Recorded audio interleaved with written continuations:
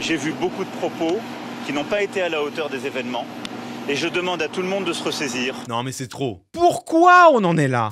On va commenter Sébastien Lecornu, renommé Premier ministre, il est re-Premier ministre, incroyable, il a été Premier ministre 2 fois en l'espace d'une semaine, c'est quand même fou. On ne sait même plus quoi penser de tout ça, on n'y comprend absolument plus rien. Pourquoi est-ce qu'il est parti, puis revenu, puis reparti, puis revenu? Pourquoi est-ce qu'il y avait un gouvernement dimanche, il y en a un autre le dimanche qui suit, c'est les mêmes dedans, mais le dimanche précédent il nous disait ouais, en fait les conditions sont pas réunies, mais elles sont réunies le dimanche qui suit, alors que c'est exactement les mêmes, mais du coup qu'est-ce qui a changé? Réponse rien, mais pourtant les conditions sont réunies. Merde, on comprend plus rien! Merde! Commençons par le commencement. Lecornu, on va aller le réécouter un peu quand même. J'ai démissionné parce qu'un certain nombre de conditions n'étaient plus remplies. Je ne veux pas retourner dans quelque chose dans lequel les conditions n'auraient pas changé, toute la conversation qu'on vient d'avoir. Le mercredi, il nous explique qu'il a démissionné parce que les conditions n'étaient plus remplies. Il nous explique qu'il court pas après le job et qu'il va pas y retourner maintenant. Le vendredi soir, Sébastien Lecornu, de nouveau nommé Premier ministre. Mais bien sûr, pourquoi faire autre chose puisqu'ils le peuvent? Il a dit ça sur Twitter, regardez. J'accepte par devoir la mission qui m'est confiée par le président de la République de tout faire pour donner un budget à la France pour la fin de l'année et de répondre aux problèmes de la vie quotidienne de nos compatriotes. Il faut mettre un terme à cette crise politique qui exaspère les Français et à cette instabilité mauvaise pour l'image de la France et de ses intérêts. Mais qui en est responsable? Non mais c'est pas possible. Il donne des leçons à l'intégralité du spectre politique. Elle vient d'où l'instabilité politique? Qui fait le choix de dissoudre? C'est Emmanuel Macron. Qui fait le choix derrière d'ignorer le résultat des urnes, d'ignorer le fait qu'il y a une alliance qui au soir du second tour des élections législatives arrive en tête et qui devrait donc être légitime à tenter de gouverner et à échouer sans doute. Ils étaient légitimes à tenter de gouverner. Qui a causé cette instabilité? Qui a causé cette crise politique? Qui a mis la France dans l'ornière? Qui renomme Sébastien Lecornu alors que son gouvernement n'a même pas tenu 24 heures? C'est le président de la République. Et voilà là le Premier ministre qui est là, il donne des leçons le gars. Toutes les ambitions sont légitimes et utiles, mais celles et ceux qui entreront au gouvernement devront s'engager à se déconnecter des ambitions présidentielles pour 2027. Il est au gouvernement, non? Attendez, regardez. Ministre de la Justice. Tu nous expliques que tous les membres du gouvernement biscornu doivent être déconnectés des ambitions présidentielles et il y a toujours Gérald Darmanin qui nous a dit clairement qu'il avait des ambitions présidentielles. Moi, ce qui m'intéresse, c'est de préparer un projet pour les Français. Ce projet, j'espère qu'il trouvera des gens nombreux pour le porter. Il a dit, Gérald Darmanin, je renonce à toute activité partisane. Ça ne change absolument rien. Lui, il n'a pas besoin d'activité partisane puisqu'il construit un ethos personnel, il construit une image de marque. C'est de lui-même qu'il cherche à faire la promotion. Promettre le 10 octobre que le gouvernement sera déconnecté des ambitions présidentielles et nommer le 13 octobre, renommer le 13 octobre Gérald Darmanin qui est l'un des principaux candidats putatifs à l'élection présidentielle de 2027, moi j'appelle ça prendre les gens pour des cons. La nouvelle équipe gouvernementale devra incarner le renouvellement et la diversité des compétences. Alors, le renouvellement. Donc, Catherine Vautrin, oui, elle est là depuis 2024 au moins. Gérald Darmanin, voilà. Roland Lescure, il était déjà là juste avant.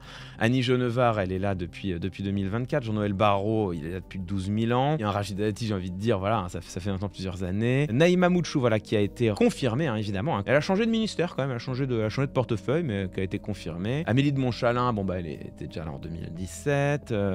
Elle, on ne sait pas qui c'est, mais elle est renommée. Philippe Tabarot, ministre des Transports, Aurore Berger, le renouvellement, bien sûr. Mathieu Lefebvre, on ne te connaît pas, mais tu étais déjà là manifestement. 6 autres avaient déjà été ministres sous Macron. Ah, donc revoilà Laurent Nunez, qui a été secrétaire d'État. Françoise Gatel, on ne sait pas qui c'est, mais elle était déjà là. Philippe Baptiste. Ah tiens, le retour. Maude Bréjon, dis donc. Ah, elle nous avait pas manqué, mais elle est encore là. Benjamin Haddad, oui, on le connaît. Charlotte Parmentier-Lecoq, on la connaît aussi, voilà. C'est vrai, quand on n'est pas prêt, le renouvellement, ça choque. Soyons francs. On a un peu plus de ministres dits issus de la société civile, on a un peu moins de responsables politiques de premier plan, et du coup, un gouvernement qui peut paraître davantage technique, peut-être qui semble un peu moins politique. Est-ce que ça change quelque chose? Réponse, rien. Les ministres de la société civile en question, ils sont nommés pour appliquer la politique d'Emmanuel Macron et de Sébastien Lecornu, point. On écoute Sébastien Lecornu. Il faut un gouvernement qui corresponde aussi à la réalité parlementaire. C'est indispensable, c'est une démocratie.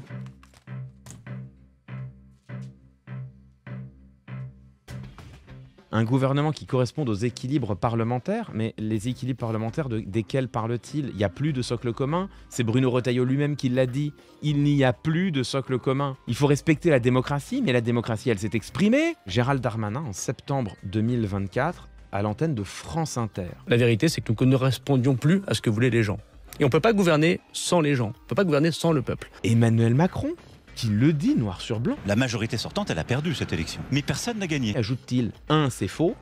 2, quand bien même ce serait vrai, il y a quand même une différence entre ne pas gagner et perdre. Parce que personne ne pourra dire que le nouveau Front Populaire a perdu les élections. Par contre, il admet, lui, les avoir perdues.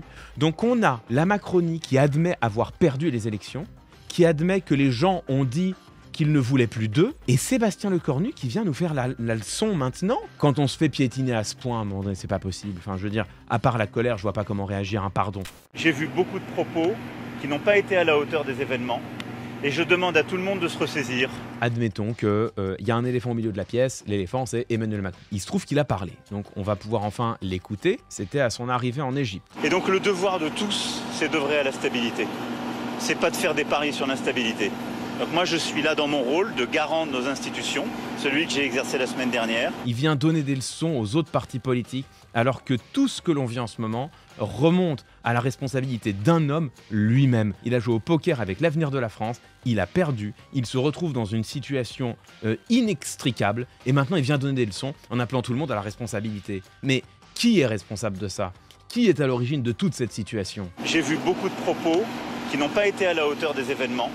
Et je demande à tout le monde de se ressaisir. Non mais c'est trop. Lui c'est le maître d'école, il donne les bons points et les mauvais points, et il a vu beaucoup de propos et beaucoup d'attitudes qui sont pas à la hauteur, et il demande à tout le monde de se ressaisir. Mais pourquoi on en est là? Celui qui prétend, avec autant de morgue, être le garant des institutions, c'est quand même celui qui a pris plus de 2 mois pour nommer un Premier ministre. La Constitution, précisément, par son article 8, l'intime de nommer un Premier ministre. Elle met pas de délai, c'est vrai. C'était légal d'attendre 2 mois. Mais est-ce que ça respecte la lettre de la Constitution? La réponse c'est évidemment non. Enfin, je vous rappelle que la justification d'Emmanuel Macron pour attendre 2 mois avant de nommer un Premier ministre, c'était quand même de dire on va faire une pause olympique. Je vous renvoie de toute façon à tout ce que j'ai dit et écrit sur le brutalisme constitutionnel. Effectivement, il respecte à la lettre nos institutions. Il en piétine l'esprit. Le reste, c'est l'affaire du gouvernement que j'ai nommé hier sur proposition du Premier ministre Sébastien Lecornu. Ils sont à la tâche aujourd'hui.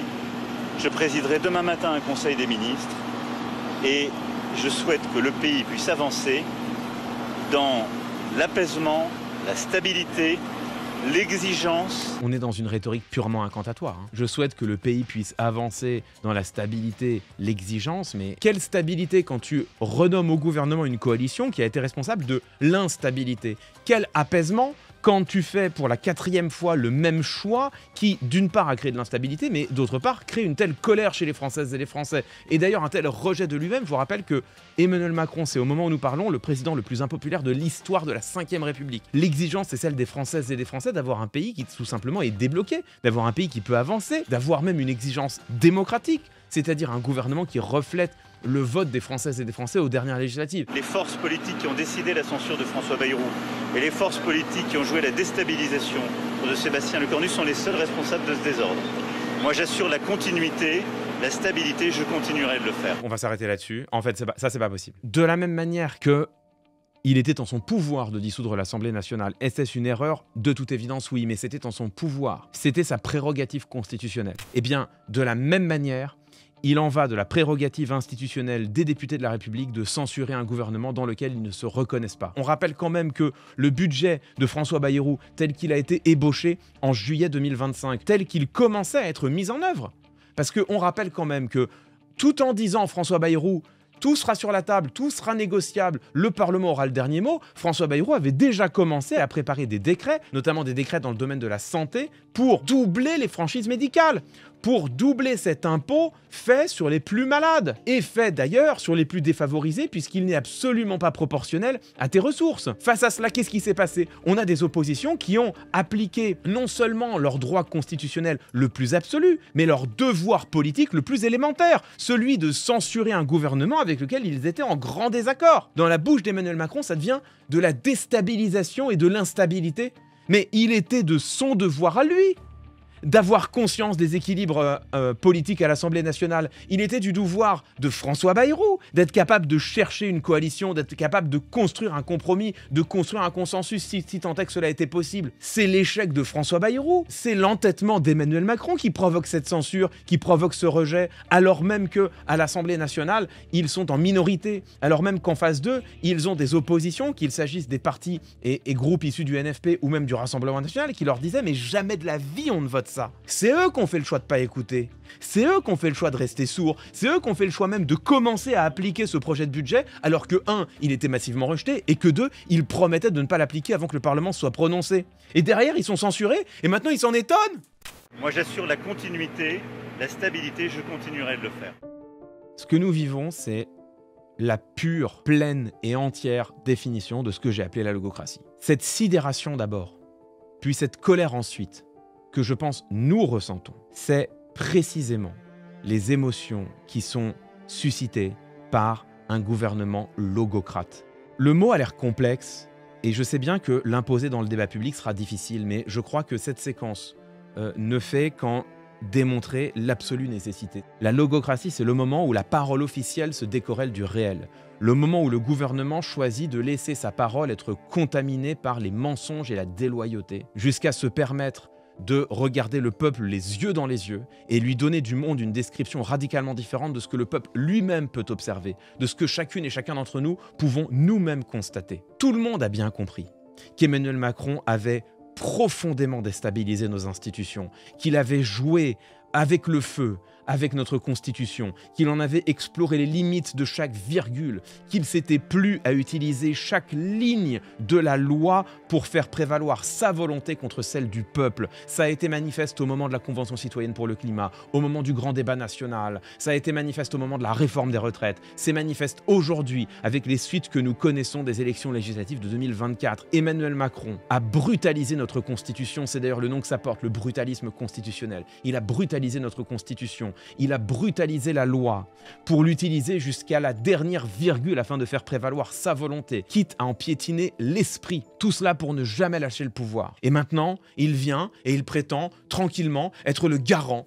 de ces mêmes institutions. C'est Emmanuel Macron qui, en nommant 4 premiers ministres issus de la même coalition, en leur demandant à chaque fois de prolonger sa volonté, de prolonger ses orientations politico-économiques, de prolonger son œuvre législative au cours de ces 8 années, en leur demandant en somme de ne rien renier, de ne rien retoucher de ce que lui a voulu faire. C'est en faisant cela, en posant cette exigence à ces gouvernements successifs qu'il amène la France dans l'ornière et surtout l'Assemblée nationale dans une situation inextricable, c'est-à-dire celle de ne pas pouvoir dégager ni de budget ni de majorité, tout simplement parce que ce que veut lui, la majorité du Parlement est en désaccord. C'est lui qui crée cette situation. C'est lui qui confronte l'Assemblée nationale à un choix inextricable, soit voter un budget qui ne convient pas aux oppositions, et c'est leur droit le plus absolu de ne pas être convaincus par ce budget, soit plonger le pays dans l'instabilité. Les oppositions ont fait le choix de respecter leurs convictions et le mandat que leur avait donné le peuple. Et pour faire ce choix-là, Emmanuel Macron vient nous expliquer que ce sont elles qui causent l'instabilité. Et tout ça n'est que le début. Sébastien Lecornu, qui nous explique ne pas être l'homme de la situation, qui nous explique que les conditions ne sont pas réunies pour entrer au gouvernement, et qui, quelques jours plus tard, est renommé Premier ministre. Et nous explique que, en fait, si finalement les conditions sont là, les Républicains, qui nous expliquent qu'ils ne font plus partie du socle commun, et qui partent, et qui là sont maintenant à nouveau au gouvernement. Sébastien Lecornu, qui nous promet que son gouvernement sera un gouvernement qui sera décorrélé des ambitions présidentielles, et qui a comme ministre de la Justice Gérald Darmanin, dont les ambitions présidentielles ne font absolument aucun mystère. Emmanuel Macron, qui avoue de lui-même avoir perdu les élections et qui ne cesse de renommer des premiers ministres et des gouvernements issus de son camp chargés d'appliquer sa volonté. La parole du gouvernement et celle du président de la République ne cessent de contredire la réalité. Ils nous décrivent le réel d'une manière absolument inverse à ce qu'il est. Leur parole est un négatif de ce que nous pouvons chacune et chacun constater. Il y a aujourd'hui une réalité incontestable. Ils sont les seuls responsables de la crise. Ils sont les seuls responsables de la situation. Ce que nous vivons aujourd'hui, c'est du fait de leur décision hier, celle de dissoudre l'Assemblée nationale, leur décision avant-hier, celle d'utiliser le Rassemblement national comme le meilleur épouvantail possible pour être réélu, avec la conséquence que l'on sait, c'est le fait que nous avons désormais un Rassemblement national qui est une force parlementaire. Alors qu'auparavant, Marine Le Pen n'avait jamais réussi à briser le plafond de verre de l'Assemblée nationale. C'est leur décision, après cela, de nommer des gouvernements qui n'ont pas de majorité à l'Assemblée nationale, qui sont donc dans l'obligation de faire des compromis et des concessions importantes, et qui refusent le moindre compromis et la moindre concession. C'est tout cela qui crée la situation dans laquelle on est. Et pourtant, quand on les écoute, ils ne sont responsables de rien. Ce sont eux qui sont dans une position de dignité politique. Ce sont eux qui montreraient l'exemple en politique. Et c'est les oppositions qui seraient les seuls responsables de tout ce bazar. Était-il possible de faire autrement? Assurément. Les conséquences auraient-elles été différentes? Personne ne le sait. Mais ce que tout le monde sait, c'est que la situation dans laquelle nous sommes aujourd'hui, elle est la conséquence directe des décisions prises par Emmanuel Macron pendant les 8 ans durant lesquels il a été au pouvoir. Et aujourd'hui, quand on l'écoute, il n'est responsable de rien. C'est insupportable. Ça provoque une colère vibrante. Ça donne l'impression d'être pris pour des idiots et des demeurés, ce qui évidemment n'aide pas à calmer sa colère. Et ça porte un nom, c'est ce qu'on appelle la logocratie. J'ai démontré, je crois, que la logocratie, c'était précisément le moment où la démocratie bascule ailleurs. Elle bascule dans un entre-deux, qui n'est déjà plus démocratique, mais qui n'est pas encore autoritariste. Mais par contre, cela peut le devenir. Aujourd'hui, la République française est dans une vraie situation de blocage. Voter un budget va être d'une infinie complexité. Gouverner au-delà du budget paraît quasiment impossible. Une dissolution aurait probablement pour conséquence de faire réélire une assemblée encore plus divisée. Nous ne savons pas à l'heure actuelle comment sortir la Ve République de cette ornière. Et ils sont les seuls responsables de ce moment dans lequel nous sommes plongés. Le moment qui vient est évidemment le plus inquiétant. Parce que à partir du moment où des institutions sont bloquées, tout est sur la table. Plus rien n'est exclu, y compris les pires des hypothèses. C'est dans ce moment que nous sommes, c'est ce risque qui est devant nous, et ce risque il est déterminé, causé par les actions et les choix d'un homme et de celles et ceux qui l'entourent, Emmanuel Macron. C'est la présidence macroniste qui nous plonge là-dedans.